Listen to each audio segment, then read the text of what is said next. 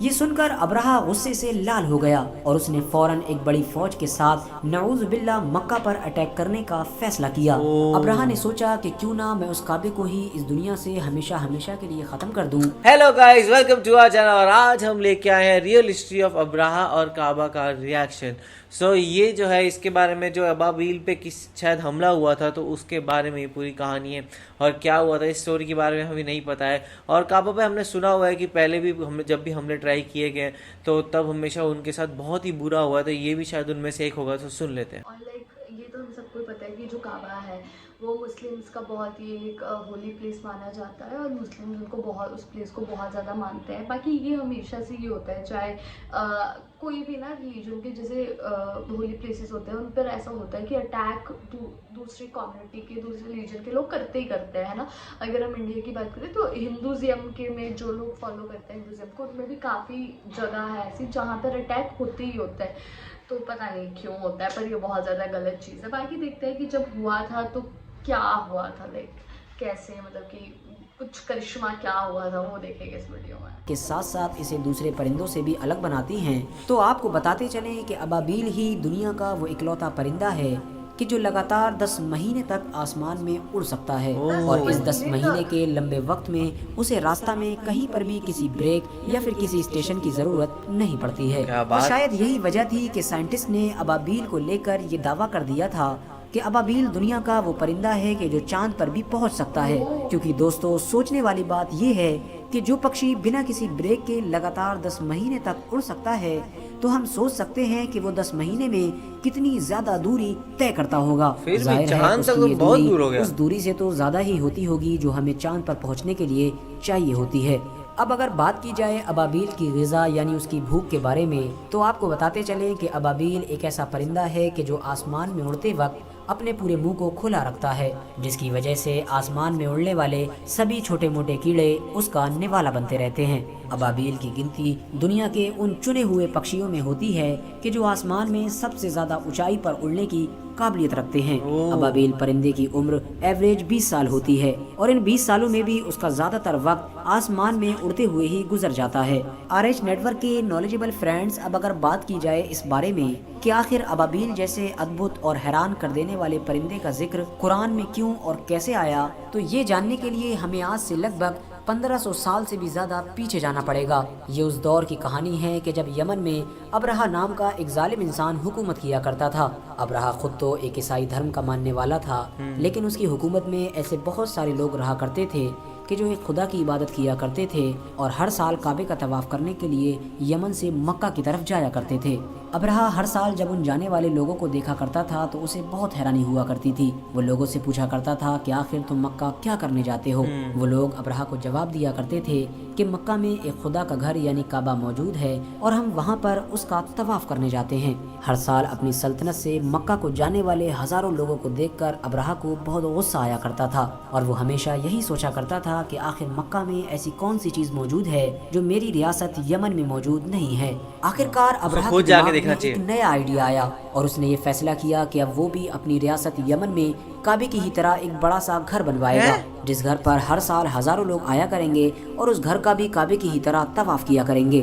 آخرکار بڑی لاگت اور محنت کے بعد ابرہہ اپنی ریاست یعنی یمن میں ایک ایسا ٹیمپل بنانے میں کامیاب ہو گیا تھا کہ جو اس دور کا دنیا کا سب سے بڑا ٹیمپل تھا۔ یہ دیکھ کر ابرہہ بہت خوش تھا، کیونکہ اسے یقین تھا کہ کوئی بھی انسان اتنے خوبصورت اور اتنے بڑے گھر کا طواف کرنے سے انکار نہیں کرے گا۔ لیکن ابرہہ کو اس وقت زبردست جھٹکا لگا کہ جب اس کی سلطنت میں رہنے والے لوگوں نے ہی اس کے بنائے ہوئے اس عالیشان گھر کو دیکھنے سے بھی انکار کر دیا، اور ہر ایک نے یہی جواب دیا کہ ہم مکہ تو اس لیے جاتے ہیں کہ وہاں پر کعبہ یعنی خدا کا گھر موجود ہے، لیکن جس گھر کو تم نے بنوایا ہے وہ خدا کا نہیں بلکہ تمہارا خود کا شیطانی گھر ہے۔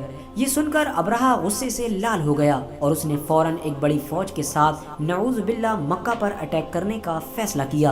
ابرہہ نے سوچا کہ کیوں نہ میں اس کعبے کو ہی اس دنیا سے ہمیشہ ہمیشہ کے لیے ختم کر دوں، کہ جس کعبے کو دیکھنے کے لیے پوری دنیا سے ہر سال ہزاروں لوگ اکٹھا ہوتے ہیں۔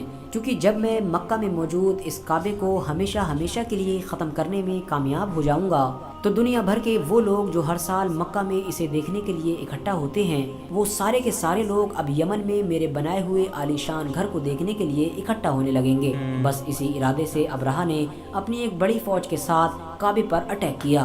दोस्तों, उस दौर में मक्का में काबे की देखरेख की पूरी जिम्मेदारी इस्लाम के आखिरी पैगंबर यानी हज़रत मोहम्मद सल्लल्लाहु ताला अलैहि वसल्लम के ग्रैंडफादर यानी दादा के हाथ में थी, जिन्हें हम अब्दुल मुत्तलिब के नाम से जानते हैं। और हज़रत अब्दुल मुत्तलिब ही उस दौर में मक्का के बड़े सरदार भी माने जाते थे।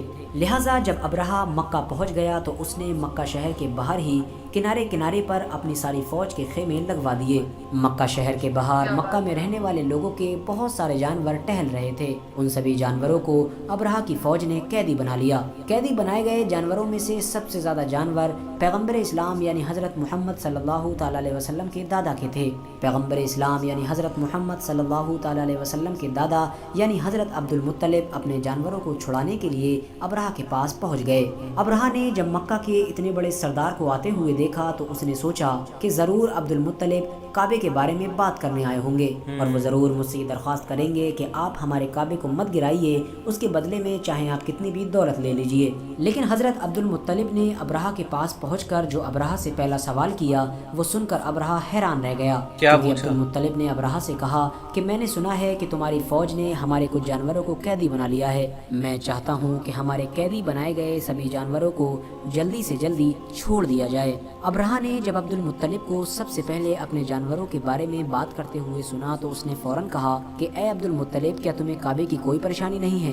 क्या तुम्हें नहीं पता है कि मैं तुम्हारे काबे को हमेशा हमेशा के लिए गिराने आया हूँ? मैंने तो सुना था कि तुम अपने काबे से हद से ज्यादा मोहब्बत करते हो, लेकिन मुझे तो ऐसा महसूस होता है कि तुम्हें काबे से ज्यादा अपने जानवर प्यारे हैं। ये सुनकर पैगंबर इस्लाम यानी हजरत मोहम्मद सल्लल्लाहु ताला अलैहि वसल्लम के दादा मुस्कुराए और अब्राहा को जवाब दिया कि जिन जानवरों को तुमने कैद किया है वो मेरी मिल्कियत में है, यानी उन जानवरों का मालिक मैं हूँ। इसीलिए मेरी जिम्मेदारी बनती है कि मैं उन जानवरों की हिफाजत करूँ। लेकिन जिस काबे को तुम गिराने के इरादे से आए हो उसका मालिक हम में से कोई भी नहीं है, बल्कि उसका मालिक सिर्फ और सिर्फ अल्लाह है। और मैं समझता हूँ कि वो अपने घर की हिफाजत करना हम में से सबसे अच्छी तरह से जानता है।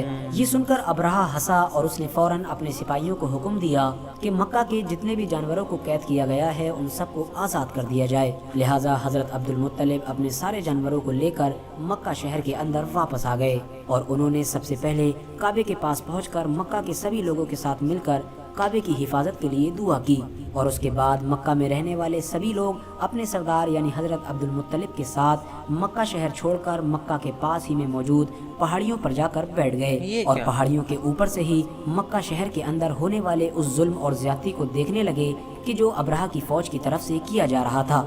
लेकिन जैसे ही अब्राहा की फौज के हाथियों ने काबे की तरफ बढ़ने का इरादा किया, वैसे ही मक्का के आसमान में अबाबील नाम के ये परिंदे इकट्ठा होना शुरू हो गए। कुछ देर के अंदर ही पूरे मक्का के आसमान में सिर्फ और सिर्फ अबाबील नजर आ रहे थे। देखते ही देखते ये अबाबील हजारों की गिनती में बदल चुके थे और इन सभी परिंदों की चोंचों में मट्टी के बने हुए छोटे छोटे पत्थर थे। अबाबील पक्षियों की इस फौज ने अपनी चोंच में मौजूद पत्थरों को जमीन पर फेंकना शुरू कर दिया। हद से ज्यादा ऊंचाई से फेंके गए ये छोटे छोटे पत्थर जब नीचे जाकर अब्राहा की फौज के लगते थे तो ऐसा महसूस होता था कि मानो किसी ने बंदूक चला दी हो। अब्राहा की हद से ज्यादा मजबूत फौज परिंदों की तरफ से फेंके गए इन छोटे छोटे पत्थरों को भी बर्दाश्त न कर सकी और कुछ देर के अंदर ही इतने सारे पत्थर कैसे बर्दाश्त होंगे? अब्राहा की पूरी फौज मारी गई। बताया जाता है कि अबाबील की तरफ से फेंके गए इन छोटे छोटे पत्थरों की स्पीड इतनी ज्यादा तेज थी कि ये पत्थर अब्राहा की फौज में जिस इंसान या हाथी के भी लग जाया करता था उसके आर पार हो जाया करता था। दोस्तों, मक्का में ये हादसा पैगंबर इस्लाम यानी हजरत मोहम्मद सल्लल्लाहु ताला अलैहि वसल्लम के जन्म से सिर्फ और सिर्फ 55 दिन पहले हुआ था। क्योंकि दोस्तों इस हमले में अब्राहा की फौज में हद से ज्यादा हाथी शामिल थे।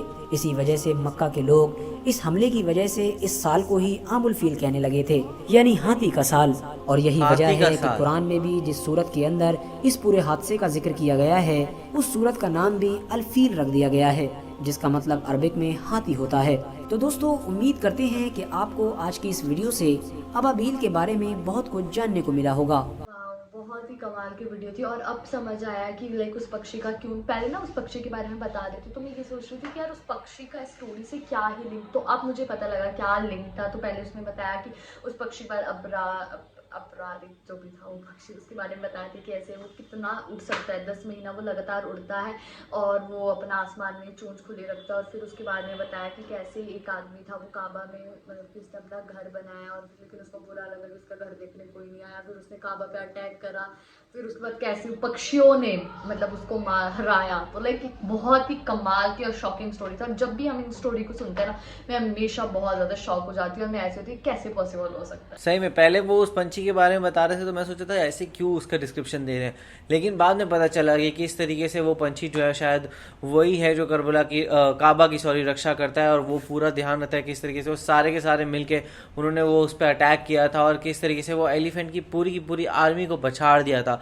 तो ये कहीं ना कहीं देखा नहीं जाता कि भाई इतने छोटे से पंछी जो है वो इतने बड़े बड़े एलिफेंट्स की पूरी आर्मी को पछाड़ के रखते हैं। तो आप लोगों को कैसा लगा ये आप हमें कमेंट सेक्शन में जरूर बताइएगा। तो इसे लाइक करते जाइए, कमेंट करते जाइए, शेयर करते जाइए और बाय।